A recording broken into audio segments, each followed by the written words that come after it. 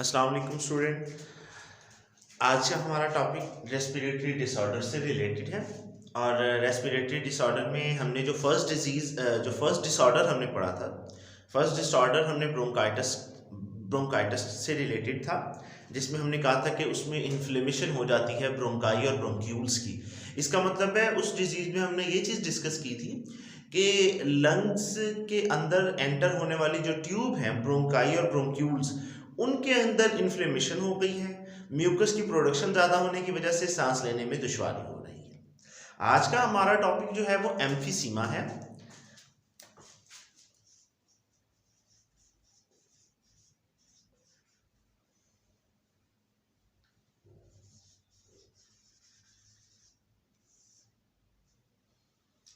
आज के topic emphysema में हम देखेंगे इसकी फर्स्ट जो लाइन है वो हमें क्या बताती है। तो first line of the emphysema इसमें ये डिस्कशन होती है कि जो डिस्ट्रक्शन ऑफ द एल्वियोलाई, अगर एल्वियोलाई की डिस्ट्रक्शन हो जाए तो हमें पता है एल्वियोलाई क्या है। जिस तरह हम किडनी के बारे में कहते हैं ना, किडनी का फंक्शनल यूनिट क्या है, किडनी के फंक्शनल यूनिट को कहते हैं नेफ्रॉन। इसी तरह जो लंग्स का फंक्शनल यूनिट होता है वो एल्वियोलाई है, जो कि सरफेस ऑफ द जो मेन सरफेस बनाता है लंग्स की बनाता है, या इसको हम ये कहते हैं functional unit of the lungs. और हमने कहा कि किस फॉर्म में पाया जाता है, और जो एल्वियोलाई है वो पाउचेस की फॉर्म में पाया जाता है।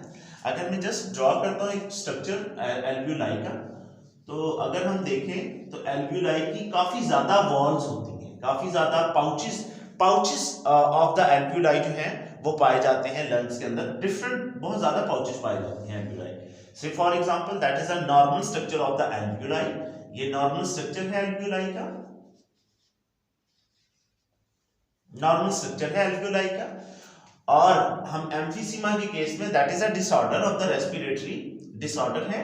तो इस केस जब हम एम्फीसीमा की बात करेंगे तो जो एल्वियोलाई होगी वो डिस्ट्रक्शन हो जाएगी, मतलब उसकी वॉल्स में क्या हो गई है, खराबियां हो गई हैं, टूट फूट का शिकार हो गई है। That is a normal structure of alveoli, that is a infected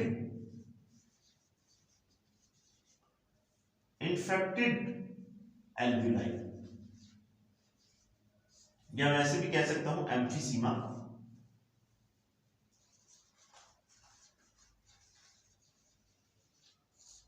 ये एम्फीसीमा के केस में क्या हो गया, हम जब भी डिसऑर्डर की बात करेंगे पंजाब टेक्स्ट बुक में, तो उसका जो पहली उसकी स्टेटमेंट है वो उसकी डेफिनेशन को बता देती है, उसकी एक्सप्लेनेशन को बता देती है कि इस बीमारी में हम क्या चीज डिस्कस करेंगे। तो अगर मैं एम्फीसीमा की बात करूं, हम कहेंगे it is the destruction of, destruction mean टूट फूट है, ये तोड़ फोड़ का शिकार है, डिस्ट्रक्शन ऑफ द एल्वियोलाई।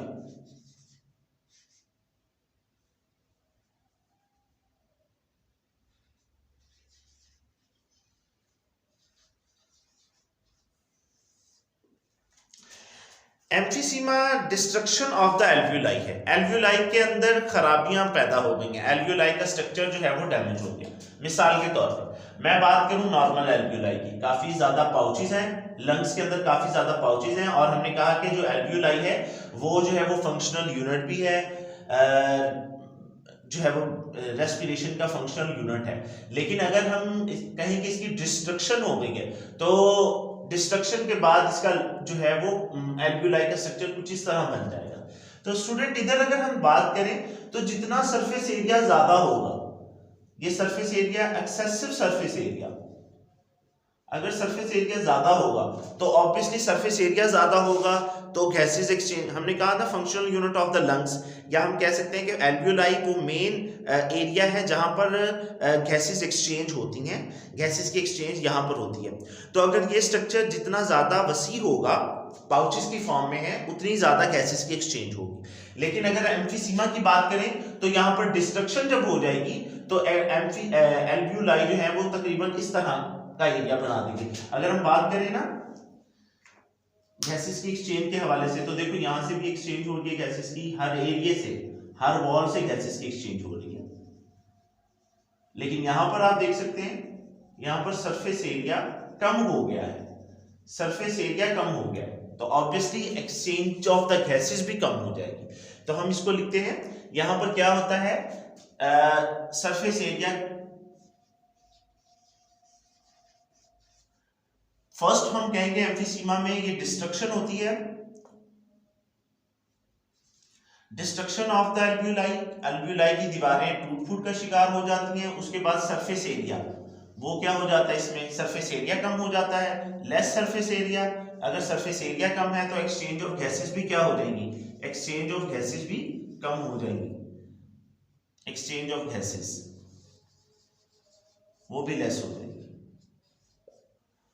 अब एक्सचेंज ऑफ गैसेस भी कम हो गई है तो ये इसकी क्या हम कह सकते हैं कि इसकी जो है वो एक्सप्लेनेशन में सबसे पहले आ जाता है कि emphysema is that is a destruction of the alveoli walls, alveoli की दीवारों का टूट फूट का शिकार हो जाना एम्फीसीमा में। इसमें सरफेस एरिया जो होती हैं, एल्वियोलाई की सरफेस जो है वो एरिया, एल्वियोलाई का सरफेस एरिया कम हो जाता है, एक्सचेंज ऑफ गैसेस भी कम हो जाती है। तो स्टूडेंट इस तरह हम इसको एक्सप्लेन कर सकते हैं। अगर ब्रोंकाइटिस की बात करें तो ब्रोंकाइटिस के केस में भी हमने डिस्कस किया, यही चीज़ें की थी कि उसमें भी जो है वो इन्फ्लेमेशन हो जाती है सर्टेन एरिया की। लाइक ब्रोंकाइटिस की बात करें तो ब्रोंकाइटिस के एरिया में, ब्रोंकाई के एरिया में ट्रैकिया के बाद की जो डिवीजन है जो ब्रोंकाई बनाती है और ब्रोंकाई की जो फर्दर डिवीजन है ब्रोंक्यूल्स बनाती है, तो वहाँ पर इन्फ्लेमेशन हो गई थी। अब इन्फ्लेमेशन की वजह से म्यूकस की प्रेजेंस की वजह से जो इनहेलेशन और एक्सहेलेशन में प्रॉब्लम आ रहा था। अच्छा, सेम इसी तरह अगर हम बात करें एम्फीसीमा के केस में, तो अगर तो पेशेंट सांस लेगा, एम्फीसीमा का पेशेंट सांस लेगा तो इनहेल करने के दौरान क्या हो जाएगी, उसने सांस लिया स्टक हो जाएगी, हम कहेंगे ट्रैपिंग ऑफ द एयर हो गई है, इसकी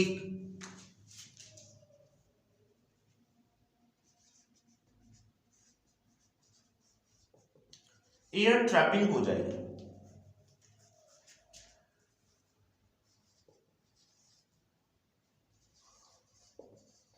आफ्टर इनहिलेशन, इनहिलेशन के दौरान एयर की ट्रैपिंग हो जाएगी। ट्रैप हो जाएगी मतलब एयर जो है वो बाहर नहीं निकलेगी, रुक जाएगी। अब जब बाहर नहीं निकलेगी, रुक जाएगी तो प्रॉब्लम हो जाएगा। ठीक है, मेन जो रेस्पिरेशन को कंटिन्यू कर रही है वो तो एल्वियोलाई है। तो अगर एल्वियोलाई खुद ही अब नॉर्मल हो जाएगी तो जो पेशेंट होगा आप उसकी जो है वो सिवरनेस का अंदाजा लगा सकते हैं, उसमें काफी ज्यादा उसको प्रॉब्लम होगी। तो सरफेस एरिया कम हो जाता है एम्फीसीमा में। अगर एम्फीसीमा में सरफेस एरिया कम हो गया तो एक्सचेंज ऑफ गैसेस भी ऑब्वियसली कम हो जाएगी। क्या होता है, दूसरी बात यह है कि एयर जब एयर इनहेल करेगा पेशेंट तो वो स्टक हो जाएगी और बाहर नहीं निकलेगी। या इसको आपकी बुक ने इस तरह भी मेंशन किया है कि अगर एयर अंदर चली जाती है, इनहेलेशन हो जाती है, तो एक्सहेलेशन के दौरान एयर बाहर नहीं निकलेगी। यही चीज को उसने जो है वो वजाहत की है इसकी।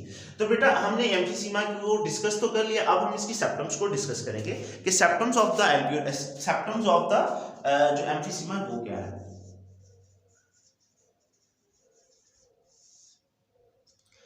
सिम्पटम्स ऑफ द एम्फीसीमा की बात करें, सबसे पहले तो अगर हम रेस्पिरेटरी डिसऑर्डर कर रहे हैं, डिसऑर्डर को डिस्कस कर रहे हैं, तो जो रेस्पिरेटरी डिसऑर्डर में सब में जो कॉमन चीज आएगी वो ये होगी कि कफ सब में कॉमन होगी कि जो रेस्पिरेटरी डिसऑर्डर है, जितने भी डिसऑर्डर है उनमें कफ सबसे जो है वो फर्स्ट पे आएगी। उसके बाद दूसरी हम बात करेंगे शॉर्टनेस ऑफ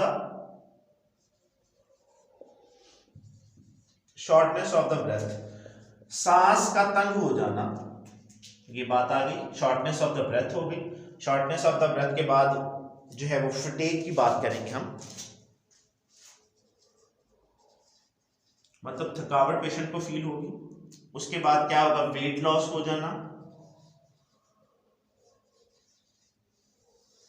तो बेटा ये वाली कंडीशन आ जाएगी। जो एम्फीसीमा की सिम्पटम्स हैं उनमें देखें तो कफ का, वैसे कफ की बात की जाए तो हमने जितनी भी, आपने ये बात कॉमन याद रखी कि ये कफ का जो सिस्टम है ये सब रेस्पिरेटरी डिसऑर्डर में होगा। वो एम्फीसीमा की बात कर लें, वो हम बात कर लें ब्रोंकाइटिस की बात कर लें, या फर्दर जितनी भी डिजीज आ रही हैं उन सब की बात कर लें, एम्फीसीमा जो कफ होगी वो सब में कॉमन होगी। तो इस तरह बेटा सेप्टम्स हमारी ये हो गई हैं कि सेप्टम्स में ये चीजें हमारे मेन आ जाएंगी। अगर हम बात करते हैं, जिस तरह हमने डिस्कशन कर ली है ब्रोंकाइटिस की, जब हमने डिस्कशन की थी तो ब्रोंकाइटिस की डिस्कशन के दौरान भी हमने कफ को डिस्कस किया था वहां पर भी। उसके बाद हमने कहा था शॉर्टनेस ऑफ ब्रेथ वहां पर भी होती है, ठीक है। तो इस तरह आज हम जो एम्फीसीमा की बात कर रहे हैं यहाँ पर भी हमें डिस्कशन हो रही है, कफ भी होगी, यहाँ पर शॉर्टनेस ऑफ द ब्रेथ भी होगी, फिटेक भी हो सकती है। फिटेक कहते हैं थकावट हो जाएगी, थकावट पेशेंट फील करेगा, वेट लॉस, कमजोरी भी फील हो सकती है। तो अब हम बात करें तो डिस्ट्रक्शन असल में एल्वियोलाई की कितने परसेंट होती है, कितने परसेंट जो है वो टिश्यूज जो है लंग्स के टिश्यूज कितने परसेंट तक हम कहें कि खराब हो जाते हैं। तो उसकी बात हम करें तो हम कहेंगे 50 to 70% जो है टिश्यूज लंग्स के वो इसमें डैमेज हो जाते हैं। अब डैमेज तो हो जाते हैं, तो अब हम देखेंगे कि ये डैमेज होने में ये चीजें तो आ गई, काजिस क्या है, वजूहात क्या है जिसकी वजह से ये चीजें हो रही है। तो काजिस की बात करें तो मेन काजिस जो सब हमने कहा, मेन काजिस जो सब डिसऑर्डर में हमें बार बार रिपीट हो रहा है, लाइक ब्रोंकाइटिस के केस में भी हमने एक नुक्ता डिस्कस किया था। इसी तरह काजिस की बात करें तो एम्फीसीमा के केस में smoking is the main cause. Smoking की वजह से एम्फीसीमा काज हो रहा है, एल्वियोलाई की डिस्ट्रक्शन हो रही है, स्मोकिंग की वजह से हो रही है। तो लंग्स जो हैं वो डैमेज होना स्टार्ट हो जाएंगे, उनकी डिस्ट्रक्शन होना शुरू हो जाएगी। अब हम कह सकते हैं कि सब सिम्टम्स तो हो गया, तो ट्रीटमेंट इसका क्या है। तो ट्रीटमेंट की बात करें स्टूडेंट, ट्रीटमेंट ये है कि फिर आप जो स्मोकिंग है उसको छोड़ दें, उससे होगा, ये इलाज तो नहीं है लेकिन ये रिकवर होने का एक मेथडोलॉजी है, रिकवरिंग की एक मेथडोलॉजी है। लाइक अगर आप स्मोकिंग छोड़ देते हैं तो जो डिस्ट्रक्शन हुई है तो किसी हद तक उसमें यूनिट जो है वो टिश्यूज जो हैं लंग्स के टिश्यूज वो रिपेयर होना स्टार्ट हो जाएंगे। अब लंग्स के टिश्यूज रिपेयर होना स्टार्ट हो जाएंगे, लेकिन ये भी गारंटी नहीं है कि वो 100% दोबारा से वही स्ट्रक्चर एल्वियोलाई का बना देंगे। तो बिल्डिंग जो होगी वो तो स्टार्ट हो जाएगी, लंग्स की बिल्डिंग स्टार्ट हो जाएगी, एल्वियोलाई की कंस्ट्रक्शन स्टार्ट हो जाएगी, लेकिन वो हूबहू नॉर्मल की तरह का लंग्स नहीं बनाएंगी। तो हम ट्रीटमेंट इसकी क्या कह सकते हैं कि हम कह सकते हैं कि स्मोकिंग को अगर हम क्विट कर दें, छोड़ दें, स्मोकिंग क्विट करने से भी क्या होगा, स्मोकिंग क्विट करने से जो है वो इसमें बेहतरी आ जाएगी। मतलब कि हम कह सकते हैं कि जो दीवारें हैं एल्वियोलाई की, जो दीवारें हैं उनमें जो है वो बनना स्टार्ट हो जाएंगी, लेकिन ये नहीं है कि वो कंप्लीट जो है वो उसका स्ट्रक्चर पुराने की तरह पहले वाले तर्ज पे बन जाएगा, इसकी ये बात नहीं है। तो स्टूडेंट इस तरह हम ट्रीटमेंट तो नहीं, हम इसको कह सकते हैं रिकवरी का मेथड है ये स्मोकिंग क्विट करके। तो आज के जो लेसन में हमने डिस्कशन की है वो ये हमने डिस्कशन की, सबसे पहले ये हमने पंजाब टेक्स्ट बुक से जो टॉपिक है एम्फीसीमा का, रेस्पिरेटरी डिसऑर्डर में जो डिजीज दूसरी है एम्फीसीमा, इसमें हमने देखा it is the destruction of the walls of the alveoli. दीवारें एल्वियोलाई की वो डैमेज होना स्टार्ट हो जाती हैं, मेन काज इसका स्मोकिंग ही है। उसके बाद हमने कहा एल्वियोलाई की जो दीवारें हैं वो अगर उनका एरिया कम हो रहा है, एरिया अगर शॉर्ट हो रहा है तो एक्सचेंज ऑफ गैसेस भी शॉर्ट हो जाएगी, मतलब पेशेंट जो है वो सांस लेगा तो उसमें दिक्कत आएगी, लाइक बिकॉज कि उसका सरफेस एरिया कम हो गया, अगर सरफेस एरिया ही कम हो गया एक्सचेंज ऑफ गैसेस का मैकेनिज्म शॉर्ट हो जाएगा। उसके बाद हमने ये कहा कि जो है एयर ट्रैपिंग के दौरान, एयर अगर अंदर एक दफा चली जाएगी इनहेलेशन के दौरान में एयर स्टक हो जाएगी, बाहर नहीं निकलेगी। उसके बाद हमने ये कहा सेप्टम्स क्या है, सेप्टम्स हमने कहा कॉमन कफ का जो है वो हर एक के सिम्टम्स में हम डिस्कस कर देंगे। कफ होती है, शॉर्टनेस ऑफ द ब्रेथ होती है, उसके बाद फिटेग और वेट लॉस की वजह से इसमें हो सकती है। नॉर्मल अगर हम देखें तो नॉर्मल हमने स्ट्रक्चर ड्रॉ किया है एल्वियोलाई का, उसके बाद इन्फेक्टेड जो एरिया है एल्वियोलाई का वो भी हमने डिस्कस कर दिया। काजेस इसके स्मोकिंग है, ट्रीटमेंट इसका क्या है कि स्मोकिंग को क्विट कर दें तो हम क्या कर सकते हैं कि इससे रिकवरी हो सकती है, लेकिन रिकवरी हो सकती है, building of the new tissues तो हो ही सकते हैं, building of the new tissues जब हम स्मोकिंग को क्विट करेंगे तो बिल्डिंग ऑफ न्यू टिश्यूज होंगे, रिकवरी होगी, लेकिन वो हूबहू स्ट्रक्चर पहले की तरह नॉर्मल की तरह नहीं होगा, होगा। तो स्टूडेंट इस टॉपिक में हमने देखा कि कैसे जो है वो स्मोकिंग हमारे लंग्स को इफेक्ट करती है। अस्सलाम वालेकुम।